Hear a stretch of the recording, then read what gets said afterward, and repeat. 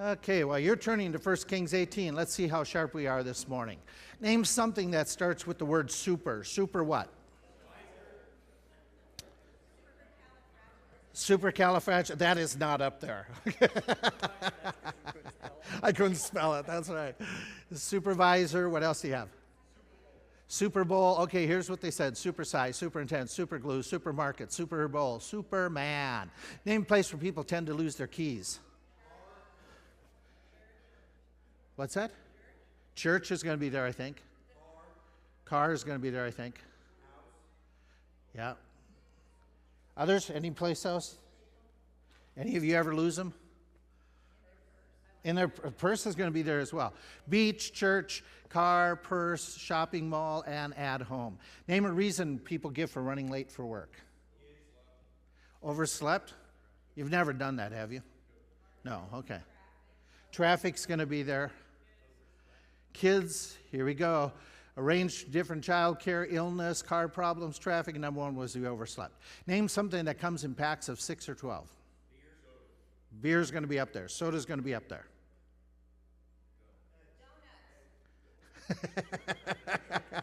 Now you're getting us hungry. Okay.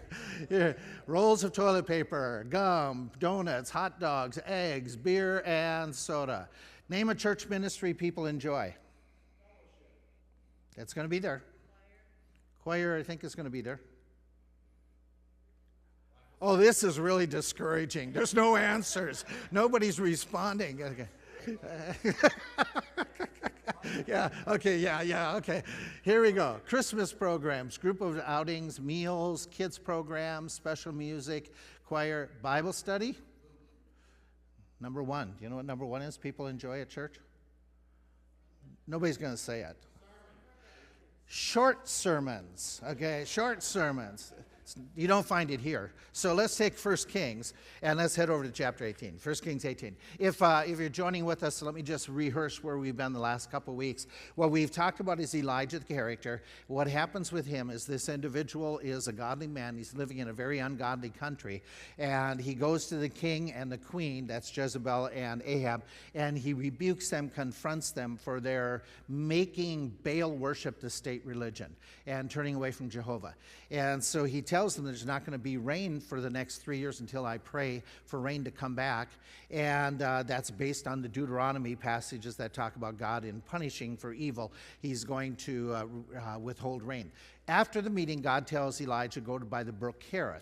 That is the word literally means whittling, and so there's a whittling done in his life, and we talked about what happens during that time. He's there for about a year, but then the birds are bringing food, but then eventually the water runs out because of he has prayed for a drought. And God tells him to go to Zarephath. That's chapter 17, the last few verses of chapter 17. He goes to Zarephath, and when God tells him to leave the brook that's dried up, we're in 17 verse 8 as we do this background. He says, arise and get you to Zarephath, which belongs to Zidon. The original language is very emphatic, like get moving now. And so he gets up and he moves.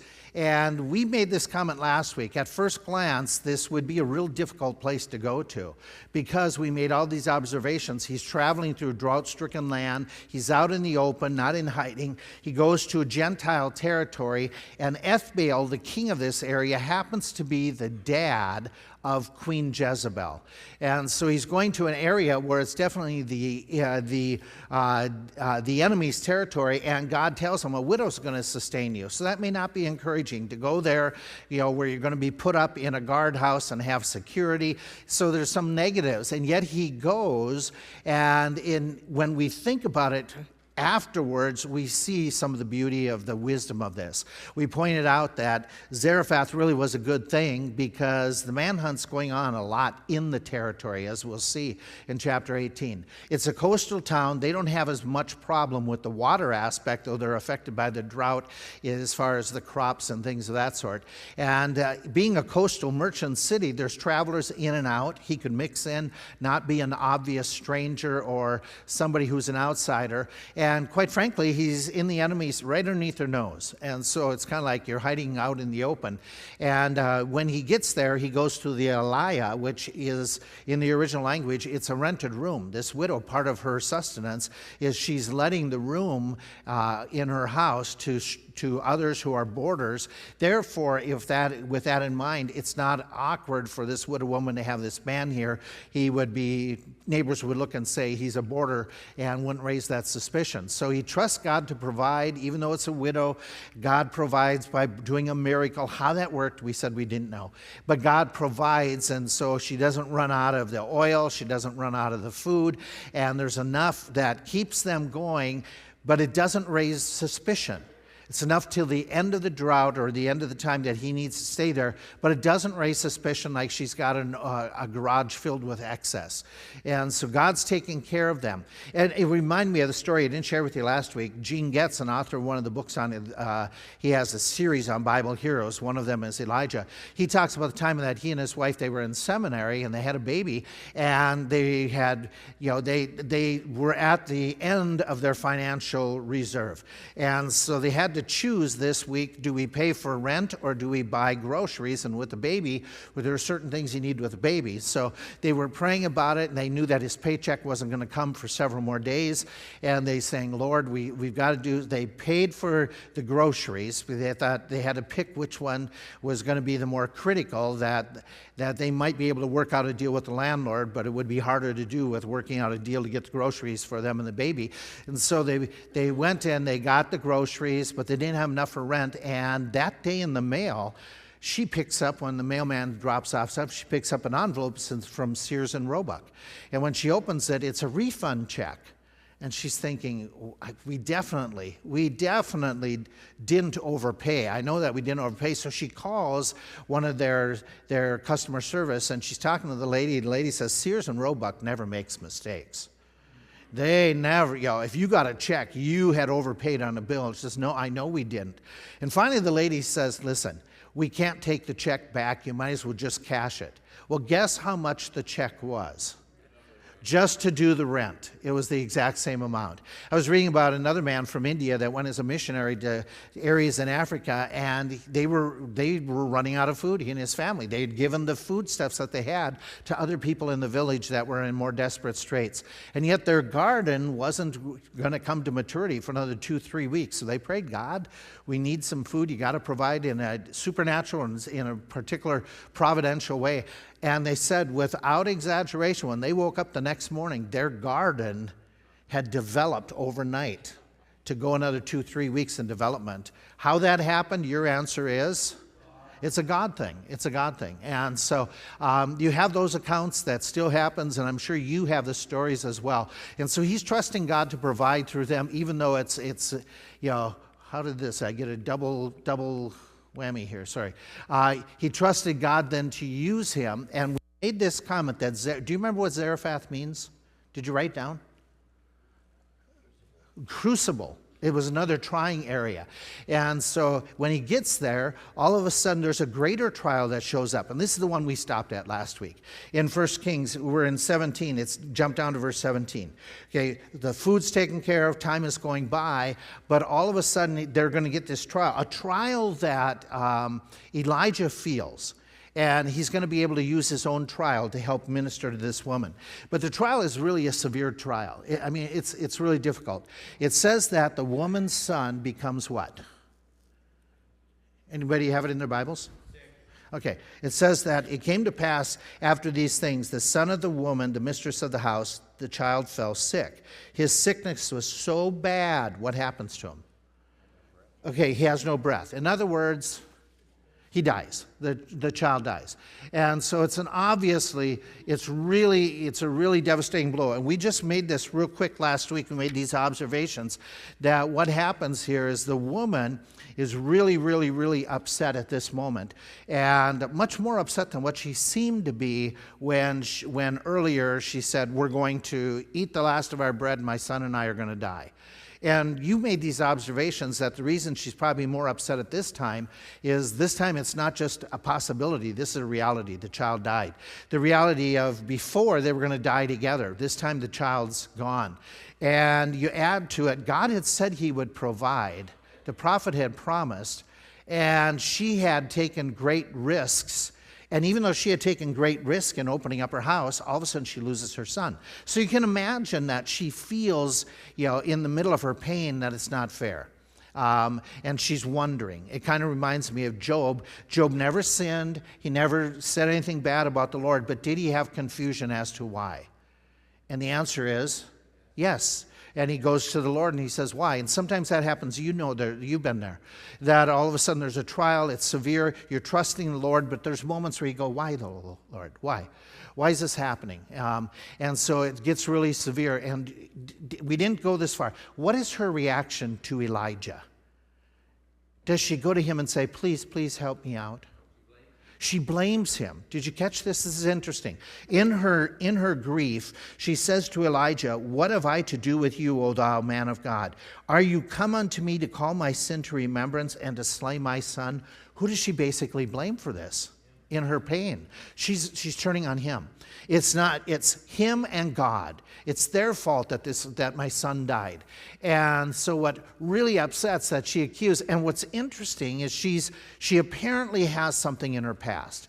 You have called my sin to remembrance. There must be some guilt for something. We don't know what it is. Is it this child was born out of wedlock? We don't know. We don't know. But she's got something in her mind that she says, this could have been a punishment that's come to me. And then she goes further, you've slain my son. And what's interesting is she is blaming him for taking the life of her son. There's an irony in her blaming him. What had he done earlier for her and her son? He had saved their lives, did he not? So when he came, if it wasn't for him coming, what was her plan? They were going to die. So without Elijah, her son would have died. And now she's saying, it's your fault that my son died. So her anger, her grief, it isn't being rational. By the way, does that ever happen to us? Have you ever dealt with people that when grief, we become a little bit irrational? And so what happens here is she accuses him. And Elijah, when you're falsely accused, what is your flesh want to do for that person? Okay? Yeah. Do you want to help the person out who's accusing you? No. And so there's a real good lesson here that we'll pause on in a moment or two. But he wants and trusts God, and so even though he's treated poorly, he's going to do something that is really quite phenomenal at this point. And so we read that his response to this woman as you go through the story is this. He said to her, give me your son. If she was really, really angry at him, would she give the body to the man? Probably not. So again, we're talking, she's speaking out of the heart. And so he says, give me your son. He took him out of her bosom and carried the boy up to his Eliah, where he abode, and laid him upon his own bed. Look at the next couple of verses. Is there anything in this passage that indicates to you that Elijah was attached, really did care? Or is he kind of just disconnected from her and the boy emotionally? Okay, he's crying out. Okay, what does that say to you about him doing this? Is there, what's that? He's grieving. He's grieving in the same way. Any words that you read that he expresses that indicate he cares? The way he's crying out to God, saying, did I do something? Yeah. And so he's taking this personal. Would you say that? Would you agree? This is personal to him. Okay. Is there any actions that he takes that indicates this boy was precious to him? He stretches himself. How so? On the boy. Okay. And now remember, in different cultures, this wasn't going to be a normal situation for him to put his body over this child. What does that indicate to you? Was he attached to this boy? Emotionally. And so you have him, indicating that this isn't easy for him at the moment. He's experiencing the pain of death with the loss of this boy. And he says, give me your son, took him, and he takes him up to his loft. He cried. Oh, by the way, let me ask a question. Why does he go up to his bedroom? Why does he go up to his room? Couldn't God answer right here in the regular room? Why do you think he took upstairs? Privacy for what? To pray, to focus. Could that mother's mourning be a distraction? Okay. And remember, in Bible days, how did you mourn? Wailing loud. Okay. So he's going upstairs. He cries unto the Lord, and you have to understand that in the verbiage, it's ongoing. This isn't just momentary.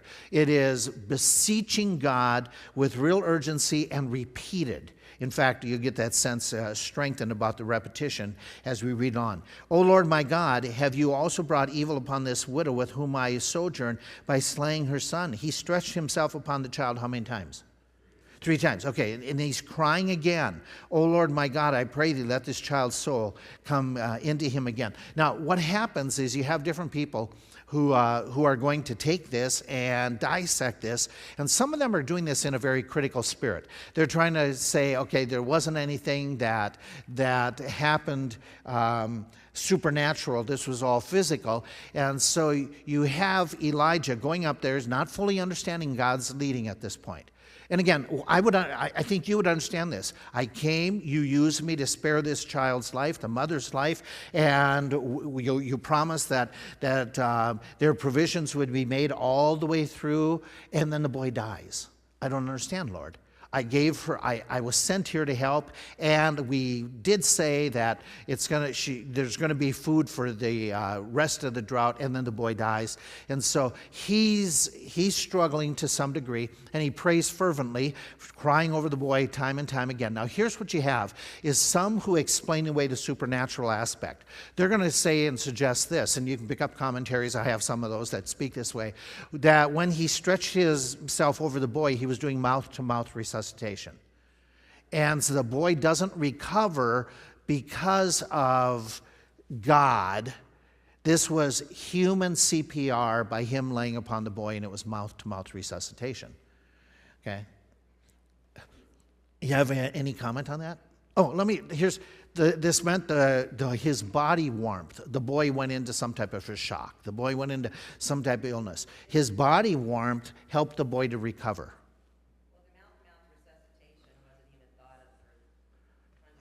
Right. Even when people drowned, there was that drowning. So it wasn't, Do you get the impression that this boy had just for 1 minute, 2 minutes, that he was incapacitated? Or do you get the impression that this lasted more than a moment? Okay. So if there is going to be CPR, yeah, right. CPR is usually immediate. You gotta do it yesterday, to make an effect. So I think you're stretching the story to say that this was him doing what we know today. Like you say, they didn't even know it. So the time passing by, and again, is it possible that God can use normal things to do something supernatural? Yeah. Do you remember the Red Sea? When the Red Sea is parted? Did God use anything in normal world to help bring about a supernatural event? The wind. Okay. Did God make provision using normal things to make provision for people in bulk situations? Like Israel. Did God ever use something normal to bring to them so that they had food? The quail, and again, he used the wind, the fish, the bread. So can God work supernaturally through normal items? And the answer is yes. But still, those normal items in and of themselves, there's something supernatural guiding. I mean, even in the story so far, did God provide in a quote unquote natural way, but though he operated supernaturally? Yeah, the cruise, the bread, it's normal foodstuffs, the birds bringing him stuff. So there's supernatural using natural items. So we don't doubt that God can use natural items, but the point is, it's clear there was a supernatural involvement, yay? Okay, because of the time, because of what's happening. And so clearly there's this miracle involved, and the soul of the child comes back into the child. And don't ask me this question, because I don't have an answer. Did the boy regret coming back from where he was? Because it was so much better where he was to come back. I don't know. It's, some of that we're just not fully familiar with. What makes this entire account of Elijah's praying so remarkable? There's a fact here in Bible that makes this the most remarkable prayer. This has never happened before. There's no instance of somebody being revived in this fashion, somebody who's been dead for a period of time. And so he's asking for something that's unprecedented. What was the quote yesterday? We were talking, and Tony said he heard somebody make this quote: "Everything is unprecedented until it happens." Okay? The first time. And so this is one of those unprecedented things that now we have precedent after this. And so he prays, and the mom's response. How would you describe her response? What does she do?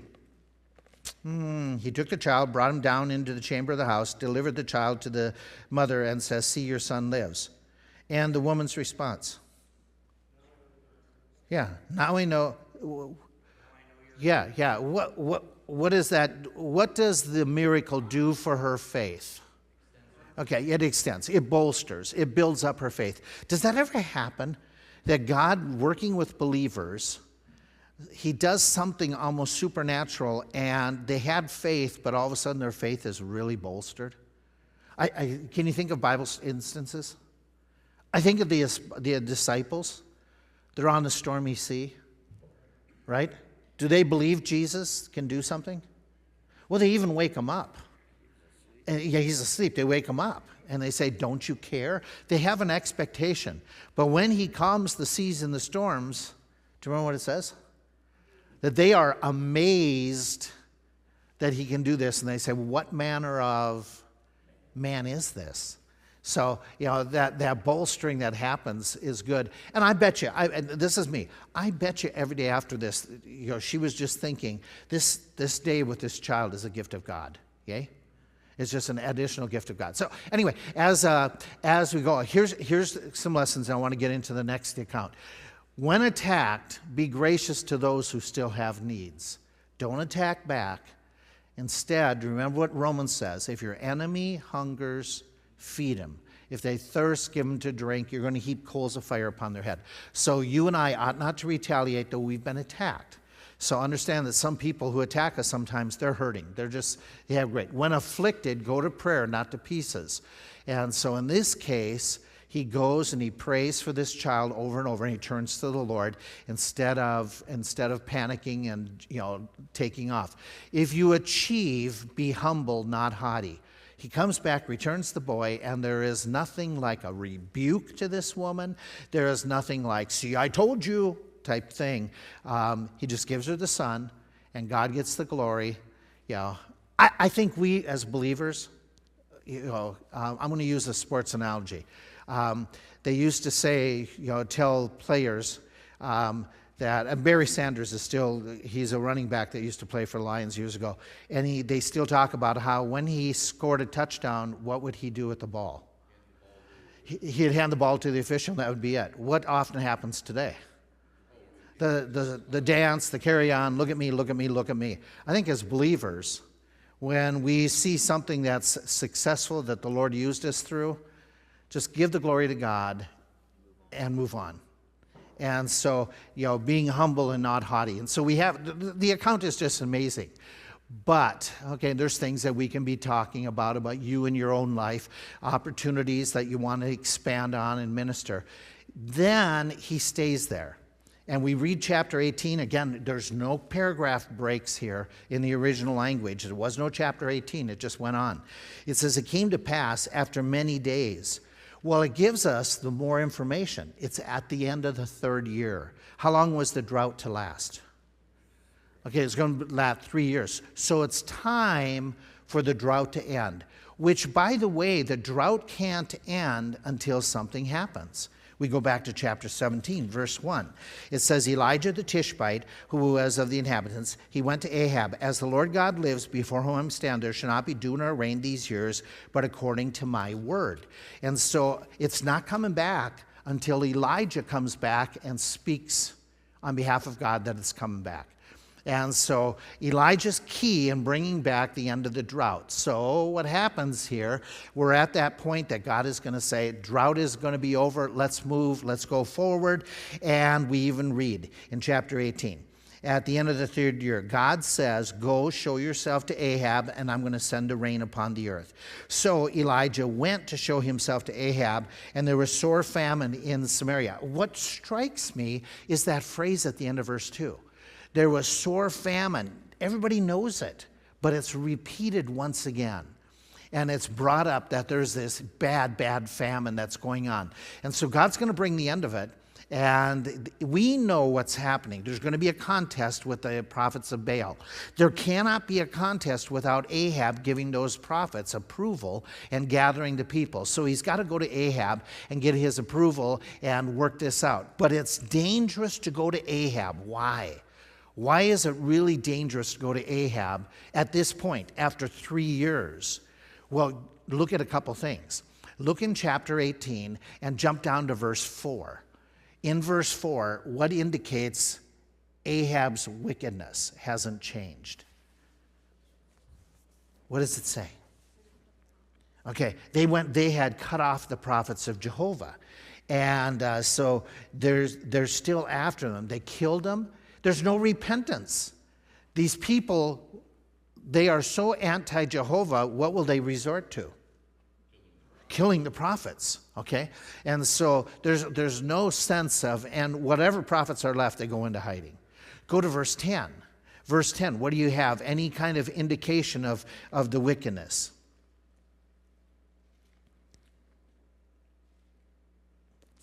What was Ahab doing this whole period of time? He's looking for Elijah. Is there any sense of he's doing this for Elijah, I miss you? Okay. So he's been looking for months. You go to chapter 18 and you jump down to verse 17. Chapter 18, verse 17, read further in the story. When Ahab finally meets Elijah, who does he blame for the trouble? You're the one. But it's been clearly stated already, who's responsible for the drought? Ahab and Jezebel, because they had turned away from Jehovah worship. And so Ahab is blaming Elijah for things going wrong. This is so, and it gives you the sense of Ahab's character, how vile he is, how extreme he is to do the Baal worship. And after 3 years, if he had a brain in his head that realized there's not going to be rain until Ahab gets back here, how should he have greeted Ahab? How should Ahab have greeted Elijah? Finally, please help us out. What can I, even though he's vile, can I pay you something to call off the drought? Can't do it. Doesn't even do it. He's still what's the word? Thank you. He's antagonistic towards Elijah. There's no sense of anything different. So he's all involved, and this is typical. He's blame shifting. We all know this is the temptation. We blame shift when there's an unrepentant heart. So Elijah's going, and that's the amazing thing. He's going to go into the mouth of the den of the mouth of the lion. He's going into the den of lions, and it says, "Go show yourself. I'll send the rain." And Elijah went to show himself unto Ahab. Why? Why does he go, even though it's dangerous? He's obeying the Lord. He's trusting the Lord. Okay? And I think this might have something to do with it. The repetition that the famine is sore in the land, it's highlighting the fact that it's really bad. It is really, really bad. It's a bad, bad, bad famine. It's a bad, bad drought.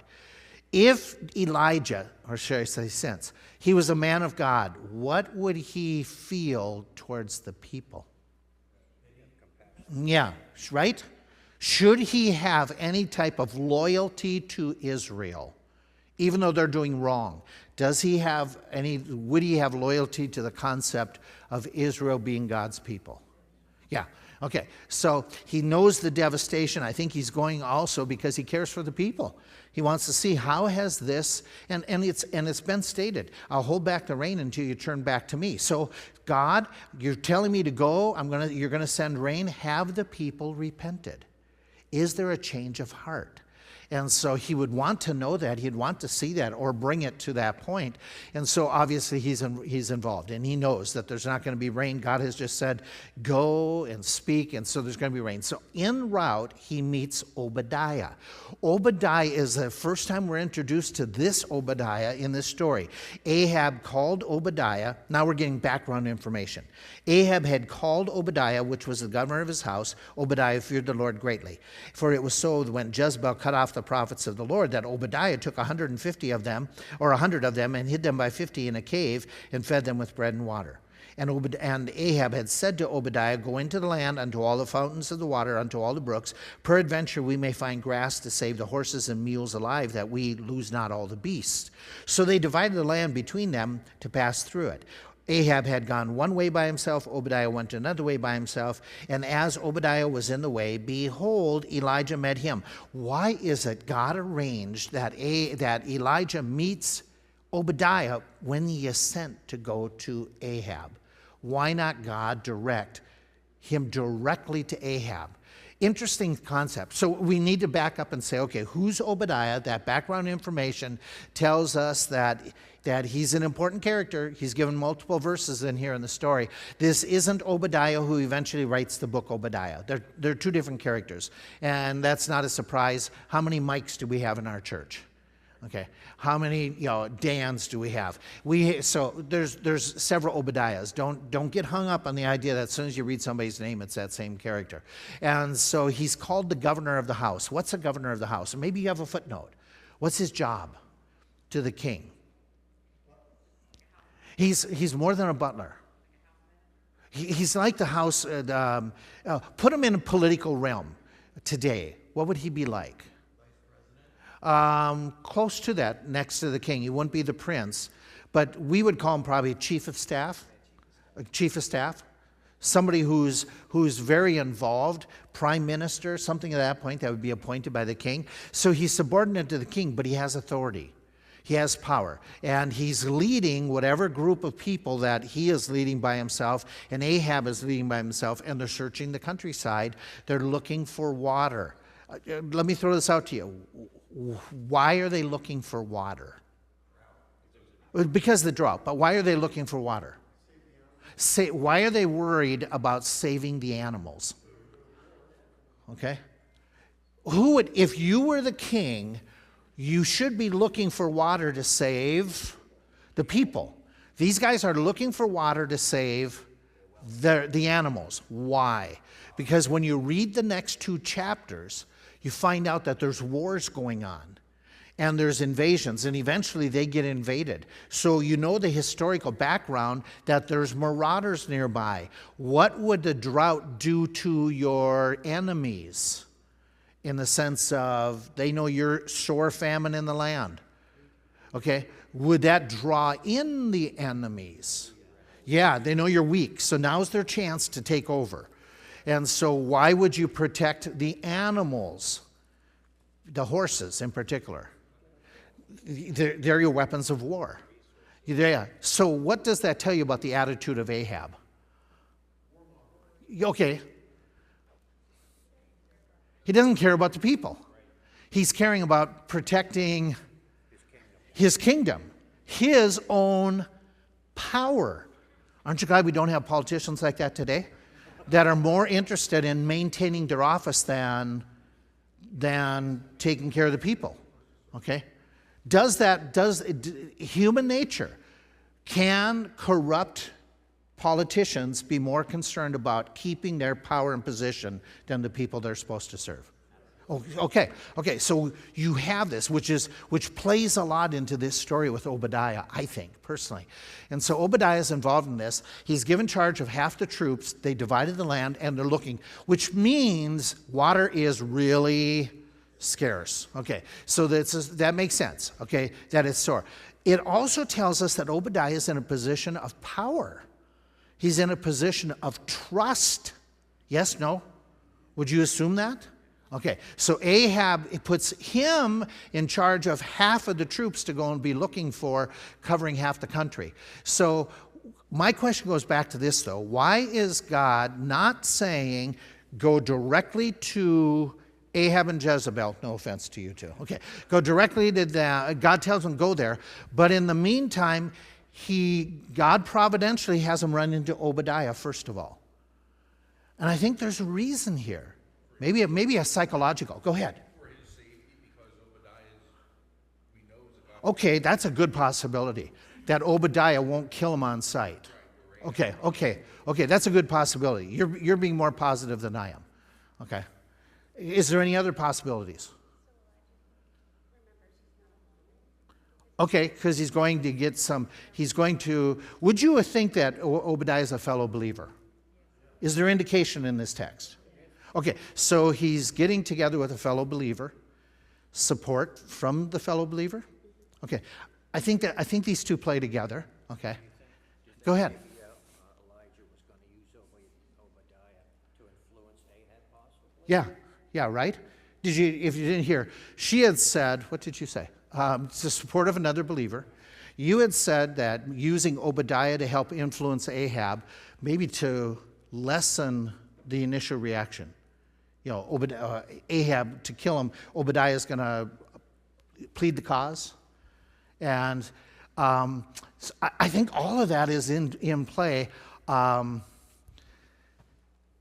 think there's also this. All those make perfect sense to me.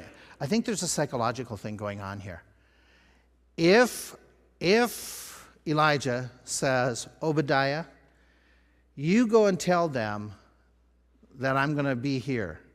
And that's what he does. You tell them I'm here and I'll meet with them. Who has to be the supplicant? Ahab. He's setting a scenario that Ahab has to come to Elijah rather than the other way around. The other way around, what happened? Who went to who? At the beginning, Elijah went to them. Define their character. Again, I'm sorry to make you Ahab and Jezebel. Humble people? Evil and wicked, okay? Is there a sense that he could be setting the stage to make them, in front of the public, make them become more of the supplicant?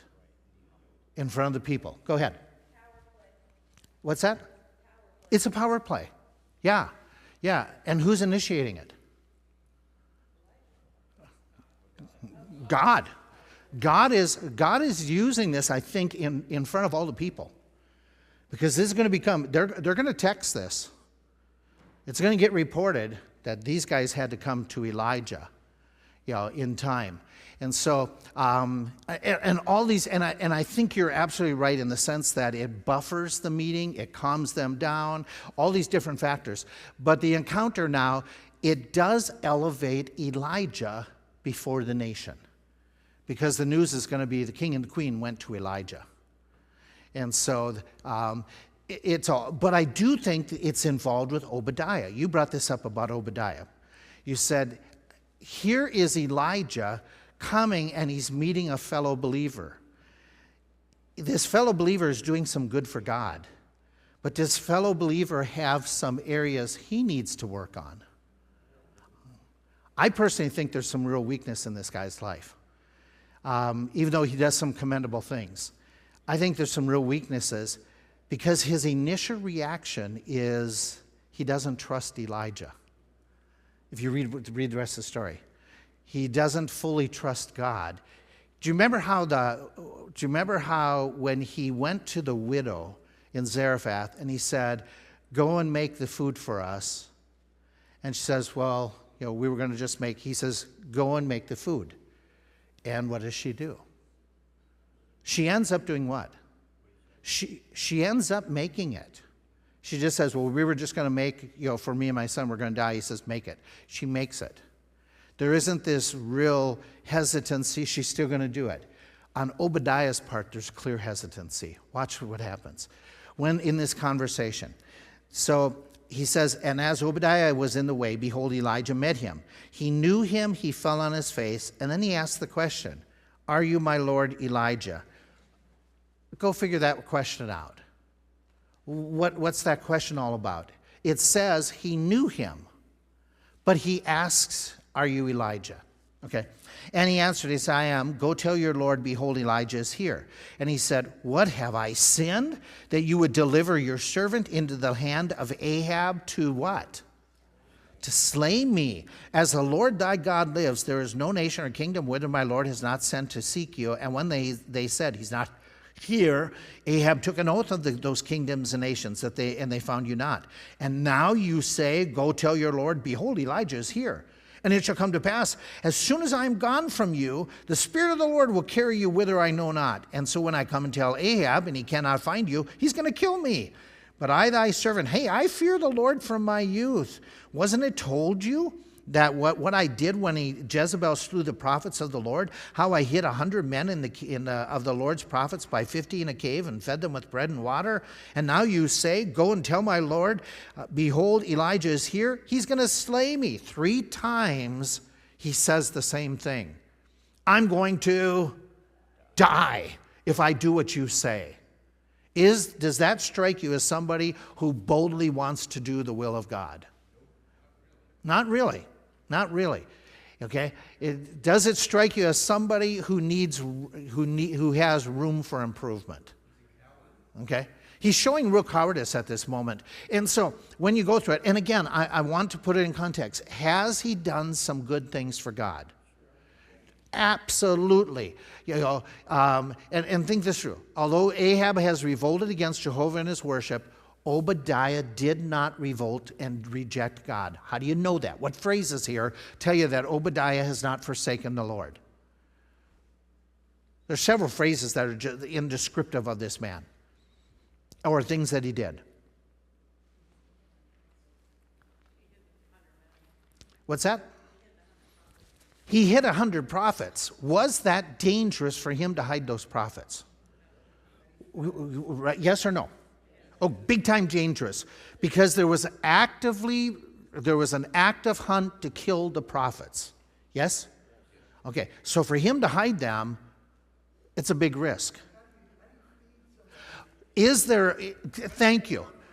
Is there a cost to him doing this financially? Yes. Yeah. Okay, so somebody could trace his bank account and pull up the records and see he's got money going out. Okay. He's doing it's a tremendous task that he's doing. Is there any other phrase in here that says that this guy he's truly a believer? He feared the Lord from his youth. And did you notice Lord? How is Lord spelled? All capitals, which means, okay, I am fearing Yahweh. He's not fearing a God. He's fearing Jehovah worship. Okay? So this guy indicates to you he feared the Lord from his youth. By the way, just a thought, there's a suggestion here that his parents were probably believers too because of his name. Do you know what Obadiah means? Anybody have a footnote on Obadiah? Okay, there you go. Servant of the Lord is Obadiah. So he's named this. And he hid the prophets, which you already pointed out. Very risky, very, very expensive to do this. And so no doubt, please understand where I'm coming from. He did some really, really good things. I think he's a believer. I wouldn't doubt that. But I think he struggles in this sense. Okay? Now, here's where some people go, and I'm going to address this more tonight. Some people say he couldn't be a believer because he's involved in government. And government is so corrupt, anybody involved in government is definitely unsaved. That's not true. Okay, you know that's not true. Were there dedicated believers involved in government in the old? Who? What'd you say? Daniel. Joseph. Okay. You got David, Solomon. Okay. Okay. You got Esther. Okay. So you have all these, you have Nehemiah, you have in the New Testament Cornelius. John the Baptist never tells the soldiers that the soldiers need to vacate the army and stop working. He just tells them that they have to be honest and not abusive to people. Do you have examples in the Old Testament of believers working in a pagan, anti-God government? You said Old Testament? Yeah. Do you have Old Testament examples of people working in an anti-God government? Joseph is, because Pharaoh claims he's God. Daniel, does Daniel, Shadrach, and Meshach, do they ever get in trouble because of their faith? Okay. So they're working in ungodly governments and they get in trouble. So the point, though, is those guys, what got them in trouble?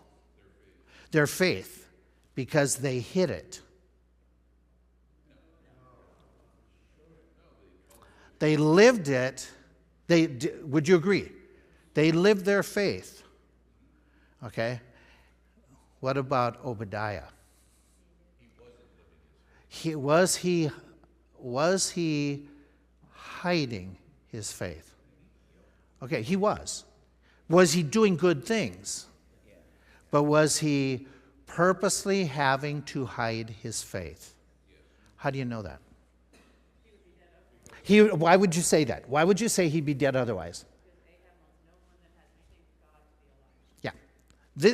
Again, did Egypt, when Joseph was ruling, were the Egyptians killing the Hebrews at that time any longer? No, they weren't. Was Nebuchadnezzar, was he persecuting the believers at that time openly? No. Was Ahab and Jezebel in open persecution? And the irony of it is, they're Jews killing other Jews. That's the irony of this whole story. And so Obadiah, in my mind, he does some really good things, but there's some real weakness. So Jezebel would not have allowed a known Jehovah worshiper in her court. That's my understanding. His reaction when he meets Elijah indicates to me he's not a sold-out guy. His hesitancy, you look at it. Where he talks to me, he says, "Are you Elijah?"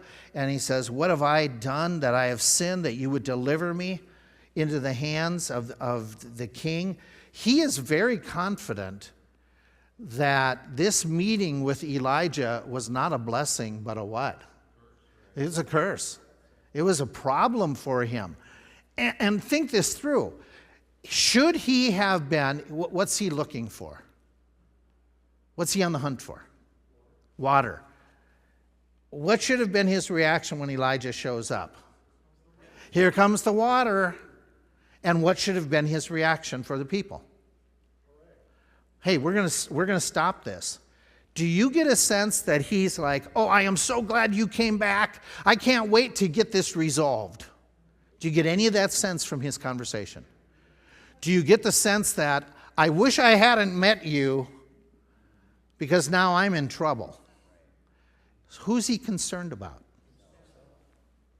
Isn't this interesting?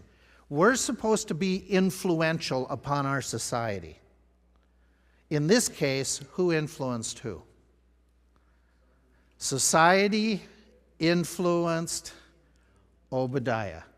Does it ever happen to us today?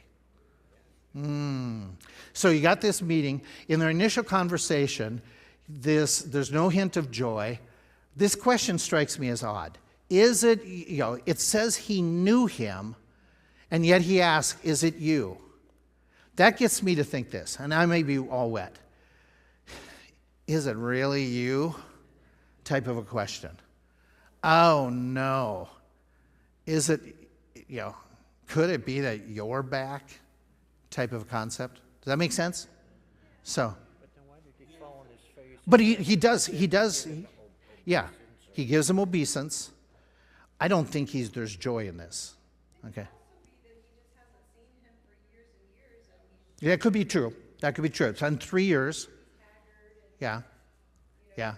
And so the question could be, is it really you?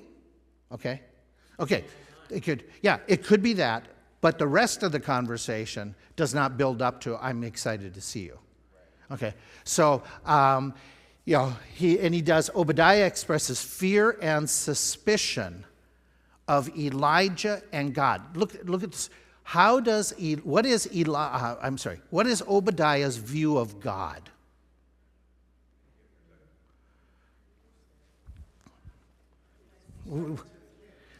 No, what I'm getting at. It shall come to pass, verse 12, as soon as I'm gone, not that you will go, but that the Spirit of the Lord will do what? He'll take you away, and then I'll go and tell them that you're here, and you're going to be gone because who took you away? The Spirit of the Lord. What is his view of Jehovah God? Trickster? Doing goofy things? Telling me one thing, and I think this guy's got room for growth. Let's pick up from there next week, okay? Chew on a little bit more. We'll talk about next week. Thanks for your inputs.